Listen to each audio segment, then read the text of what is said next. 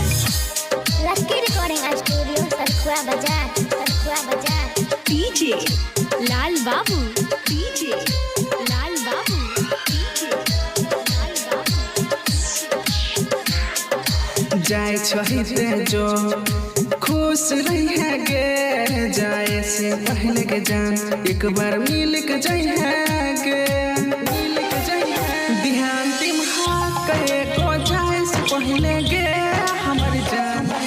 जाए छहिते जो खुश रही है गे, जाए से पहले के जान एक बार मिल के जाई है गे, ध्यान तिम्हा कहे को जाए से पहले गे हमर जान, जाए छहिते जो खुश रही है गे, जाए से पहले के जान एक बार मिल के जाई है गे, तू अपन चांद जस चेहरा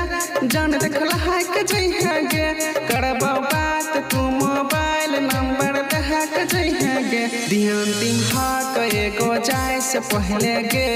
हमर जान, हाँ जाए छहिते जो जान खुश रही है गे,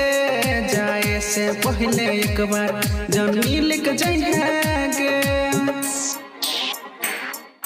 मिल के जाई है गे, मिल के जाई है गे। डीजे लाल बाबू, डीजे लाल बाबू, डीजे लाल बाबू। गेला गाइतो हाथ में मेहंदी गे साजैतो सोना चांदी गे हो जाइतो तो हर शादी गे, गे ससुरा तू चल जाइभी गे दूसरे के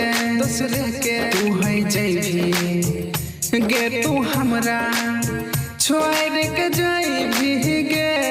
दिल हमर तोहर के जाइभी, बीचे रहिया में छोड़ के जाइभी गे, दिल से प्यार कलियो जान तू भूल है न जाइए गे, रामे कौना दिशा में जान तू बदल है के जाइए गे, एबो शादी के बाद मिले हम गे हमर जान, हाँ जाए छहिते जो जान खुश रही है गे,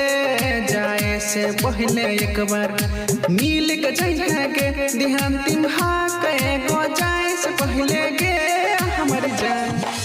जाए छहिते जो